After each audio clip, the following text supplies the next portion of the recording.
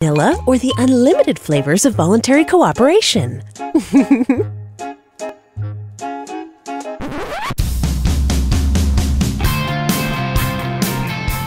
You're listening to the Free Cities Podcast with Anthony Caprio, the podcast that explores free markets and decentralization as a solution to problems.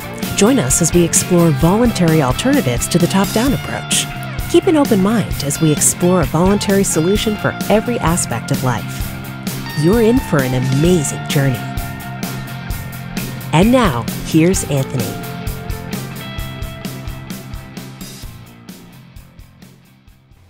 Hello and welcome to the show. Our guest today is David Rodriguez. David is the founder of the Education Options Expo, which is an event where parents are introduced to respectful schools and approaches to learning, and where they hear from world leaders who are demonstrating the future of education today. He is also the publisher of The Underground History of American Education by the world-renowned schoolteacher John Taylor Gatto. After selling his business at 26, he moved to South Korea where he taught English at a high-performance high school. His business background includes work in the fields of insurance, biotechnology, and dentistry. He was born and raised in California where he attended public school. He received a business degree from San Jose State University. His newest book project with Mr. Gatto has exclusive contributions from Dr. Ron Paul, G. Edward Griffin, and Lou Rockwell, and will be made into a film in 2018. In addition, Mr. Rodriguez is the founding principal of Valor Academy, which is a private school that sets students free to pursue their interests, passions, and dreams, which may be assisted by courses he's created at homeschoolleader.com. He is the author of the upcoming book, The Apprenticeship, What Every Student Craves and How to Get It, and you can also find him on the web at educationoptionsexpo.org. David, welcome to the show. Anthony, great to be with you. Yeah, thanks so much for agreeing to be on the show today. You and I were fortunate enough to meet at D10E, and we got to have a great conversation there. And after hearing about the work that you were doing with education, I knew I wanted to have you on the show. So thanks for coming on today. Yeah, great topic. I think your audience would benefit a lot, and I'm also curious to listen to some of your podcasts. Sounds like you're doing some great stuff with decentralizing force and all about peace. So looking forward to learning more. Thanks. I really appreciate that. So I've done a previous episode on homeschooling. I actually did a show with my wife where we talked about homeschooling and why we homeschool our kids. And what I like about what you're doing is you're putting out a lot of different options for parents, because I think I've got 3 children of my own, and one thing that I kind of want to get out there for all of our listeners is I'm not out there to try and guilt any parents into following one path or another. I know enough that all families are different. Everyone's in a different situation. But what I like about what you're doing is you've got a lot of different resources that are out there for parents to kind of go in at all ends of the spectrum. And so I thought I'd give you a chance to talk about some of the options that are available out there for parents who maybe don't want to go the full traditional public school route of just putting their kids in public school and letting the state take care of their education. Sure. I'll give you just kind of a small handful of some of these options. And what I see most promising is homeschooling. And the reason is that it allows students to pursue something that they're interested in general. Now, there can be strict homeschooling where mom and dad buy a curriculum, they have the kids at home, and they're doing the curriculum from 10 a.m. to 2 p.m. and it's like school at home. And that's one way to go about it. There's also something called unschooling, where same thing, mom and dad pull their kids out of the traditional forced school system and allow the student to kind of pursue something that they're interested in. And it's a little bit messy. It takes a little bit of trust to do that, just because this is not how many parents were raised. But I really like unschooling, or a self-directed learning. This is very hopeful. And then you have charter schools. Charter schools are public schools that are a little bit more focused around the student and provide a little bit more freedom. And the challenge is that since the state is funding these schools, they still have the tests and the requirements and the hoops to jump through that can be boring, laborious, and irrelevant to the student's educational life. But they're a little bit better than the traditional factory school system. Generally, these charter schools have visionary founders who find that they can get capital from the state, and they go about and try to build that, and it's a little bit better. There's also something called democratic schools, and this is something that I think would be of value if your audience would have interest. There's a school in the UK called Summerhill, and they made a movie about it. It's free on YouTube. If you type in Summerhill 2008, and this was my first introduction to it, and they actually have schools called Sudbury schools. They got about 40 or 50 schools, I think, around the country. And then you have something called Agile Learning Centers. And Agile Learning, I think, is really on the cutting edge. But Summerhill, Sudbury, they've laid the groundwork. I got a lot of respect for the founders of these schools. And it's effectively like a community, and it uses a self-directed philosophy, so there's no forced curriculum. And in this community, everybody has a voice. So it's really a powerful way to consider learning and educating one's student. And so those are some of the options. You also have Montessori schools from Maria Montessori, who was focusing on the child and allowing the child's interest to flourish. And, people may have heard of that name. And some schools genuinely follow that philosophy. And then some just use it as a marketing tool to get students enrolled in the schools they have going on there. And there's also a really great option that is one of my mentors out of Santa Cruz, California, Beach High School. And Wes Beach is the principal there. He's been running for about 20 years, and he helps students graduate early and allow them to go to community college and begin working. And this school allows them to be exempted from the compulsory attendance laws, and that's a really great option. I haven't seen many people do what he's doing, so that's why, as you mentioned, I'm starting Valor Academy here. Just because, in my view, the student is a natural learner, so there's no need to force the curriculum upon them because they're just desiring experiences. And one great quote from Mr. John Taylor Gatto, as you mentioned, the really famous educator and two-time state teacher of the year who wrote the undergrad history of American education, he said there's about 50 experiences that a young person has up to about 8, 9 years old where it kind of shapes the direction of their life.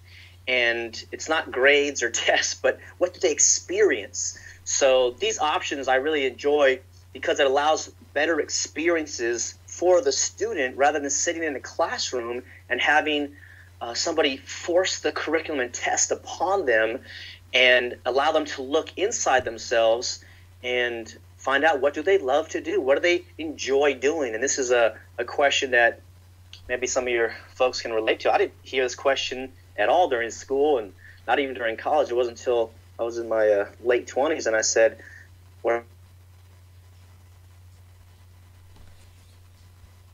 actually, I took a program and they asked me that question. I said, I don't know. Ask me that question. So I would say the unschooling, quote, homeschooling, democratic schooling, agile learning centers, and there's a bunch of other new models that are being created. I just learned about another one called OutSchool, which is a place to get online classes for homeschoolers. So that might be something to check out. So it's because there's so much technological revolutions occurring right now. There's so many options. Parents are busy, and so that's why I started my Education Options Expo, because they see there's a problem. They don't know what to do. They don't know what's available, and these are some of the options that they have available to them. Yeah, that's awesome. I mean, I think one of the really cool things about being a parent today is that there are so many different options out there for your child's education. So if you find that you're not happy with the current situation that you're in, there's a lot of different things that you can do, and there's a lot of different resources. And you had mentioned when we were talking before the show about some people that are close to you that are maybe a little bit concerned because they don't have an education background and they're not really sure what to do because the public school thing isn't really working out for them, but they'd they don't feel confident enough in their own abilities to try homeschooling. What would you say to those people who are maybe struggling in those areas? Yes, thanks for bringing that point up, because I do have some loved ones who do want to homeschool. They see this a problem, and they don't know what to do. So this is why we're going to have some training courses at homeschoolleader.com in the future. But in the meantime, we have to understand that the state, or I should say the forced model, is what damages our minds. And one of the best examples is something called learned helplessness. And this is, if I can give you an analogy, if you've ever been to a circus and you see these huge elephants being controlled by these little humans, right, with a little rope, you're like, man, why don't those elephants just run free? Well, when these elephants were young, they were chained up against a pole, and they tried to get away, and then at some point, as a young elephant calf, they decided, I can't break this chain, I'm just going to give up. And so now, 2 or 3 years later, this elephant is huge, and it can easily break the chain. However, when it tries to pull away, it feels that tension in the chain, and it triggers that decision, that memory, when they were just a young calf, and they say, I tried before, and I can't break this chain. And generally, this is subconscious, but same thing in the human.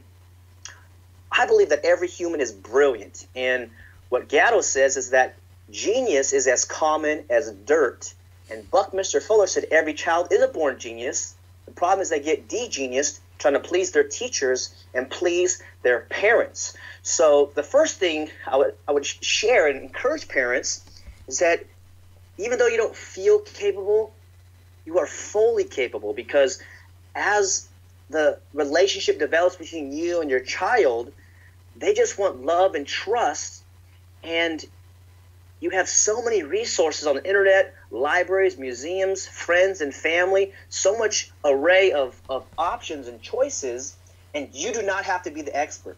That's one of the mistakes that parents make, is they think they have to be Mrs. Third or Mrs. Know-It-All when they come home. You know, your child's used to having 3 teachers a day or 6 or 7 teachers a day, however many they are. They think, oh my gosh, I got to do math, I got to do science, I got to do art and engineering and all these things. And the reality is you don't.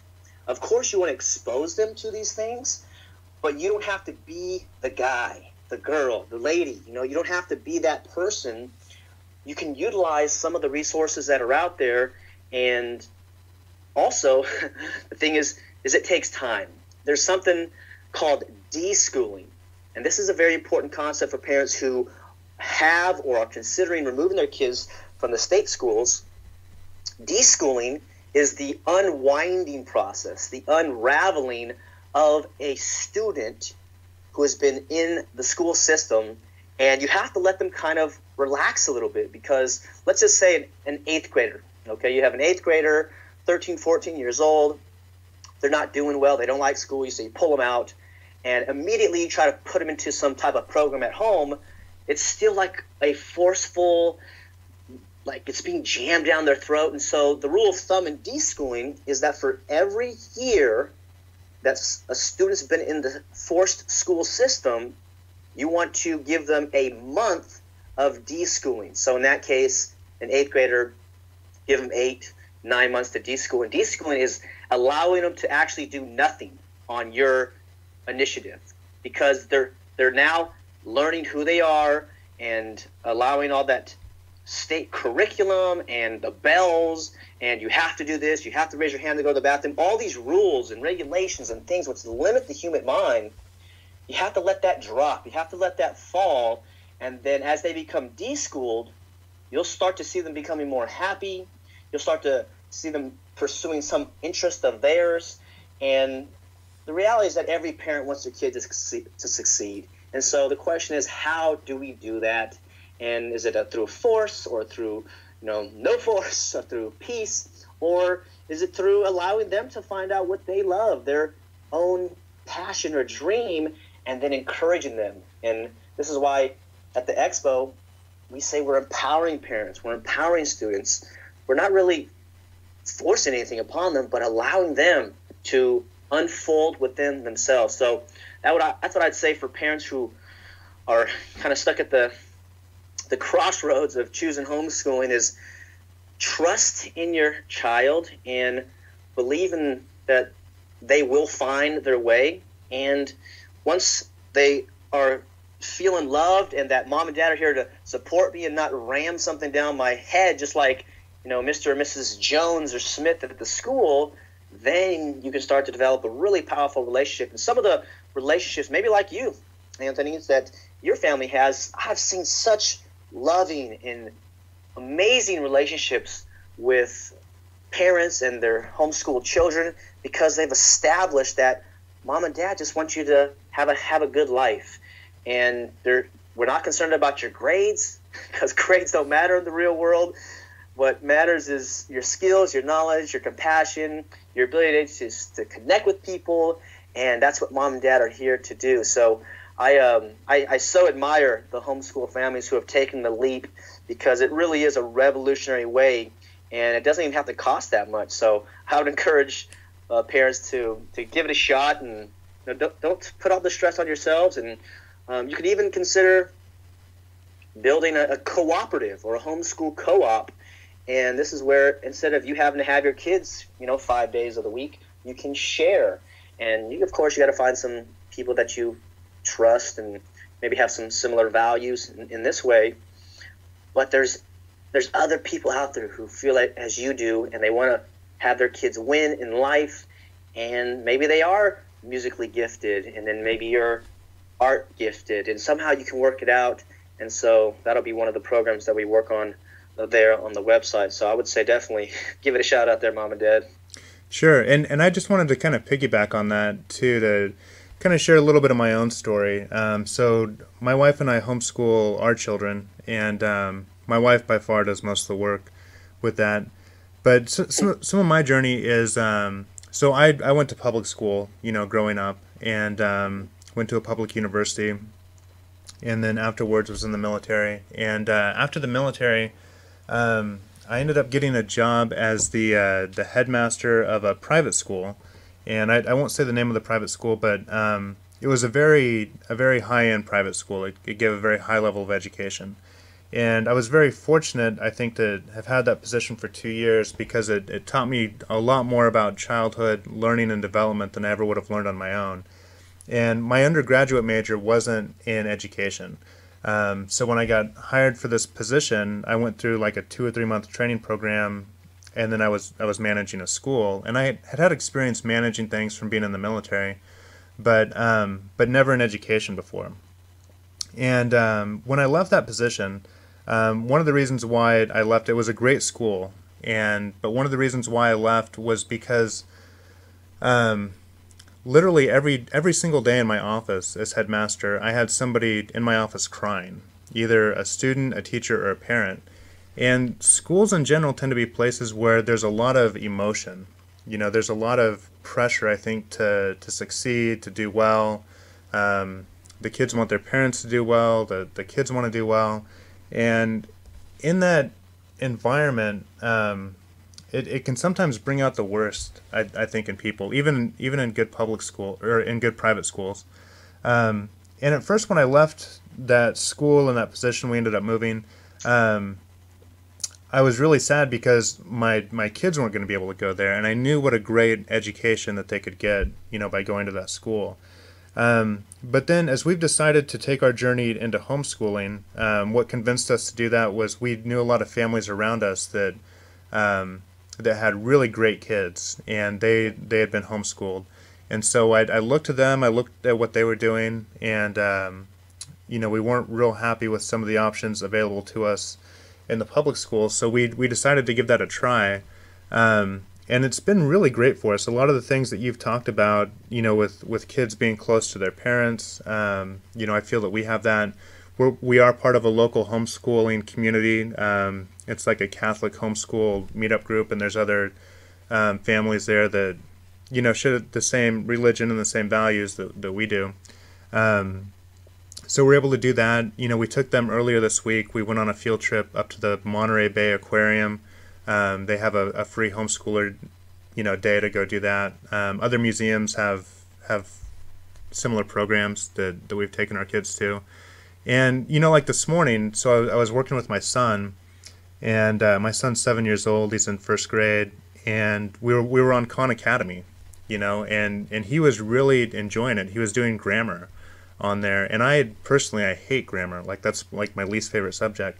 But he loves grammar. I mean, the teacher that they've got on Khan Academy doing the videos is funny and energetic. So that's like one of his favorite things to do. And then one of the really smart things I think that Khan Academy does is they do a points and badges system. So it's kind of like a game for the kids. And they get really into that. And so like one of his favorite things, like kind of his thing that we reward him with, is doing computer programming. And then we go on to code.org, and he's able to do computer programming, but they make it into a game as well. So anyway, it's been a great experience for us. I did not have an education background. I wasn't homeschooled myself.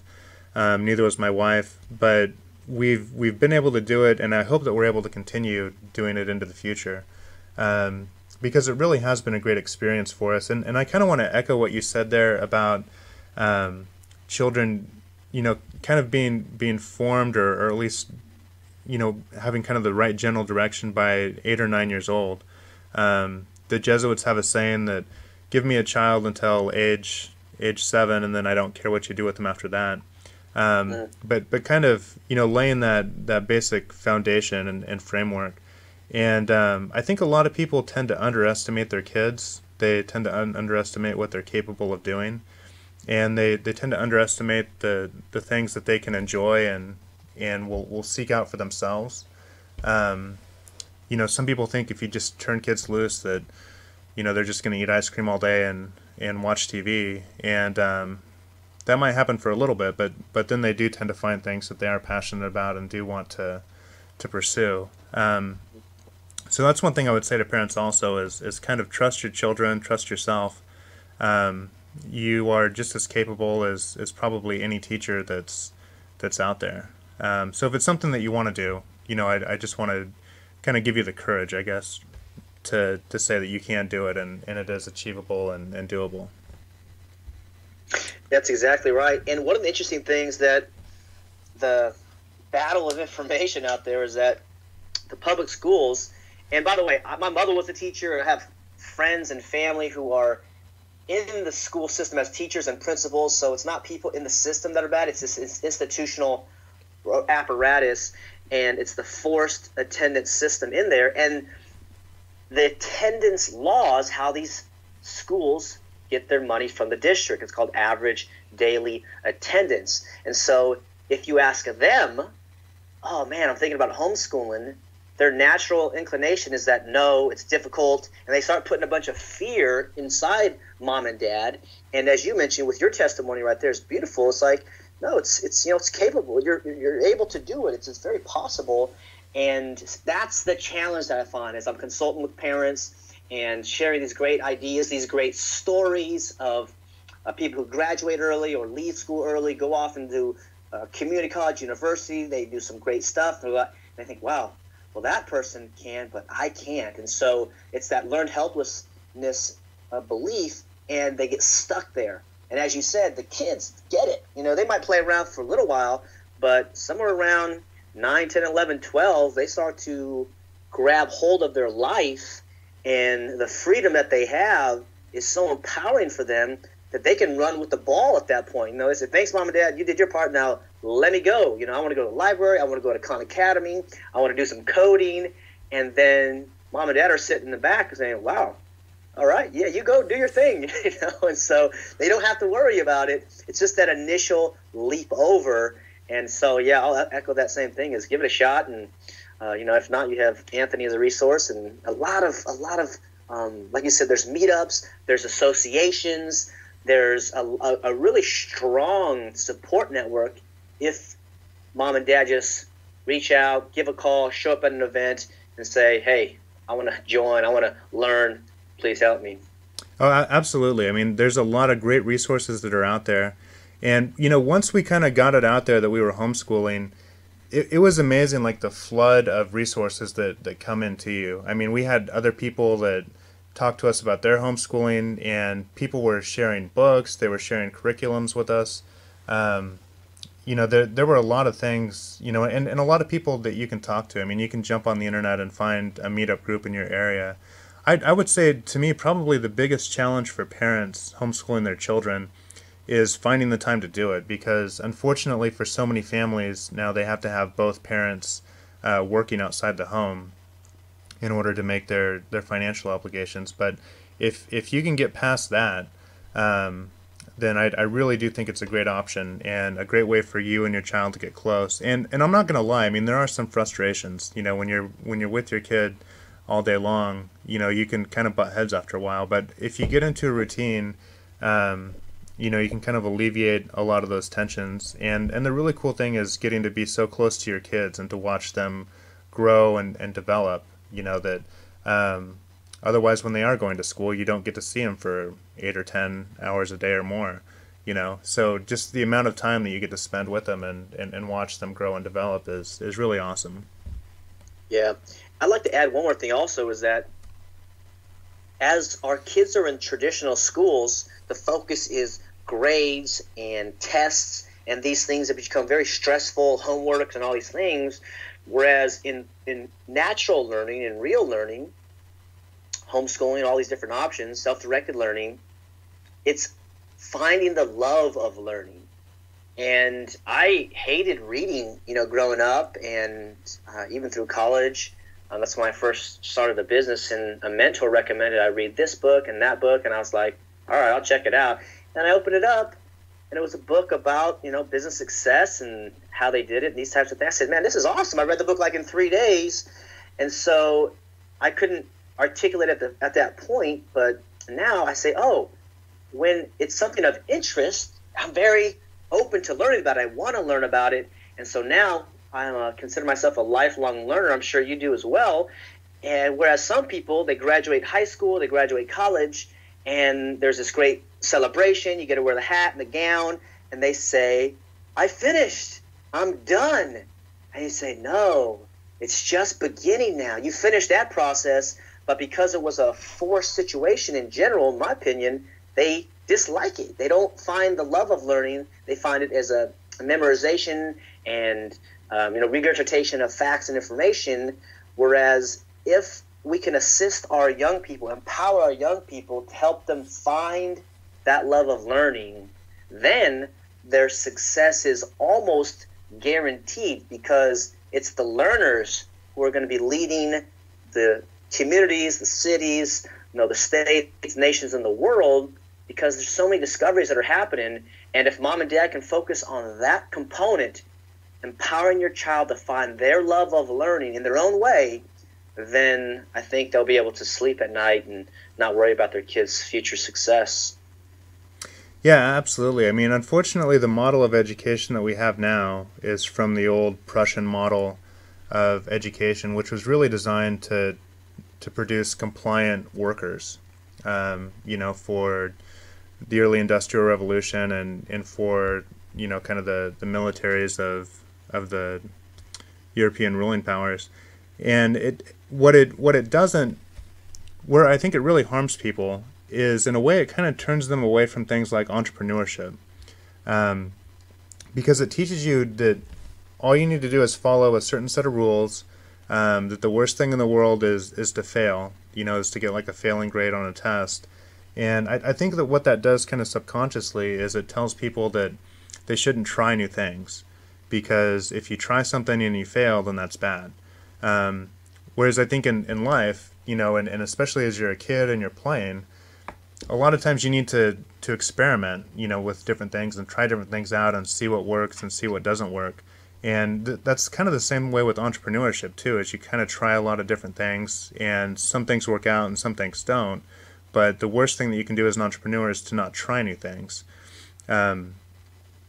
Where, I don't know. Anyway, that's kind of my take on kind of the current system and how it does a disservice to a lot of people.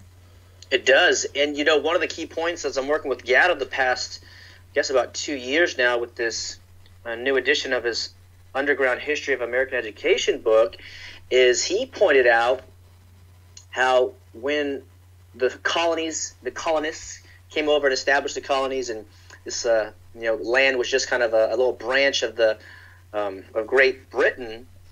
That 80 to 90% of people had their own independent livelihood. They were their own person. A lot of them were doing their own farming and making their own homes, and they were just independent people. And so, as you mentioned, the Prussian system coming over to Massachusetts in 1852, the shift went from independent livelihoods to big businessmen actually saying, no, we want people in factories, we want people doing manual tasks, and that way they can profit from their labors. And so that's why in the state schools they teach you to get a good job, where in the successful elite private boarding schools they teach you how to run the company, how to be the leader of that organization. And it's come up in multiple places in my research and in talking with other people. So again, that's the future in my view of work, is being independent. And there's a free article on JohnTaylorGatto.com, his website, and Harvard even says, the 10 steps for being successful in the global economy is you got to be able to think critically, to define your problem without a guide, to solve the problem without a guide, and really be your own independent person. And whether you want to have a large business or a small independent, consultancy or agency or whatever you want to do, but this is the direction of the world. If you want your kids to be extremely successful, as I am sure you do, right? As we do, Absolutely. They got to have this independent ability to create value and be productive without somebody there with a whip, metaphorically saying, get back to work. And this is, as you mentioned, the Prussian factory system, and it really does damage them. So I would encourage parents to think about that. Think about having your kids being independent, creating their own livelihood rather than being an employee, if any of that resonates with what you might feel.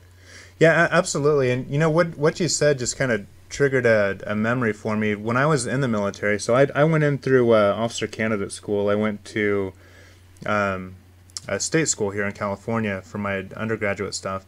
But I remember talking to some of my fellow officers that went to the academy. They went to like the Naval Academy, and they were describing it, and to me it just sounded miserable. It was basically like they were in prison for 4 years in college. And to me, college was a lot of fun. I had a good time, and but for me I had a good time because there was so much freedom. I could kind of do what I wanted. I could set my own schedule.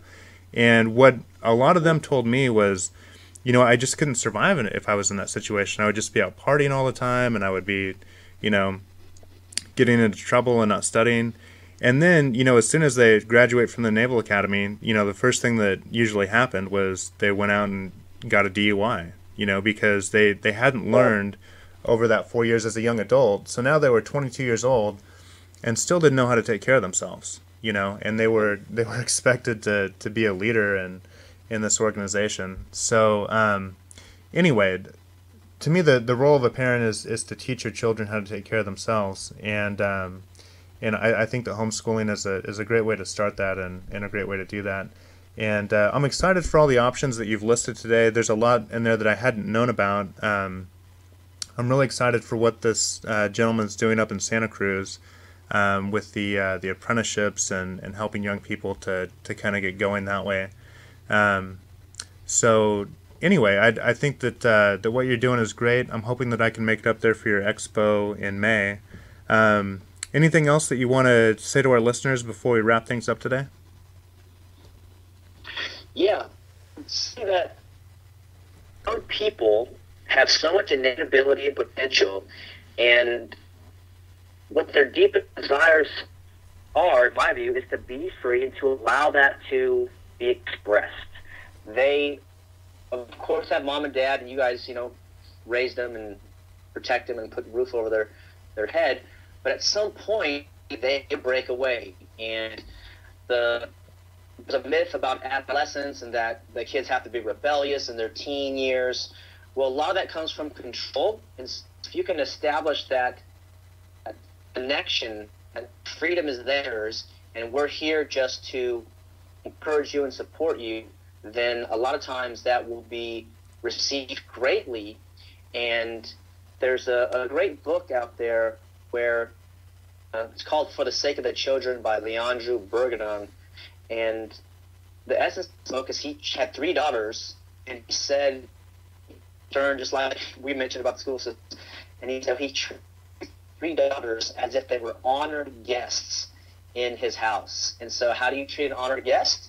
Well, you don't force them to do anything. And so the essence of it was that because he didn't force them, they voluntarily wanted to engage. And so they all went on to live very unique and different lives, but they were all successful and thriving. And so I would just implore the parents that once the kid takes the wheel in their own life, it's such an exciting thing to witness and to be a part of, and kind of go along for the ride. And that's what this Education Options Expo is about. So if you have people in the San Jose area here in March 25th, do come take a look. And we have, if I could just mention some of the names that are going to be there, we have Luke Radowski, founder of We Are Change University, teaching young people to be journalists. We have Kenneth Danford from the North Star Teen Centers in Massachusetts. Dale Brown, founder of the Threat Management Bodyguard Academy in Detroit, will be here. Stephen Horwich, creator of the Connect the Thoughts homeschooling curriculum. We have Connie Giffen from Ecuador. She's an expert on holistic schools. We even have a rapper, Rahman Jamal. He founded Rap Force Academy, teaching kids how to rap and to be expressive in that medium. Paul Bulikowski out of Berkeley, created a self-directed curriculum for private and public schools. West Beach from Beach High School will be there. Valerie Jagger, founder of Full Circle Non-School, and Matthew Badru, founder of Act On Academy, there towards Sacramento area. And so come take a look. And if you have people, send them our way. And this is the 4th one that we've done. And it's just about providing a buffet of options. And I just want to thank you also for putting on the podcast, taking leadership in your own right to promote peaceful solutions, to respect humanity, and have voice. I think this is one of the most exciting ideas I've come across in the last few years. Once I essentially lost hope in the political solution, the revolutionary solution, and grateful to be on your show and be of service to anyone there in your audience. And so they can get a hold of me at homeschoolleader.com or educationoptionsexpo.org, and even the upcoming school will be valornow.com. It's VALOR now.com. And look forward to speaking to you again in the future. Awesome. Thanks so much, David, for being on the show. And I hope to make it up to the expo, and maybe we can talk afterwards to give our listeners a recap of how everything went. Yeah, I look forward to that. That'd be great. Okay, awesome. Thanks, everyone, for listening.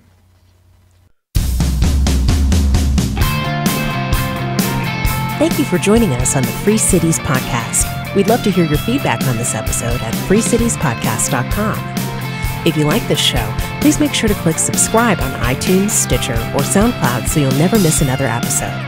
A positive review of this podcast on any of these platforms will go a long way towards helping us spread the message that there are voluntary alternatives to force. If you prefer to listen online, you can also find this podcast at liberty.me or on our website, freecitiespodcast.com. If you'd like to support this podcast at no cost to you, please consider making your next Amazon purchase through the Amazon widget at freecitiespodcast.com. Also at freecitiespodcast.com, you can sign up for our mailing list and get instant access to the closed Facebook group for Free Cities Podcast. There, you can discuss the ideas we talked about on the show with the guests and host. Until next time, wishing you peace, prosperity, and freedom.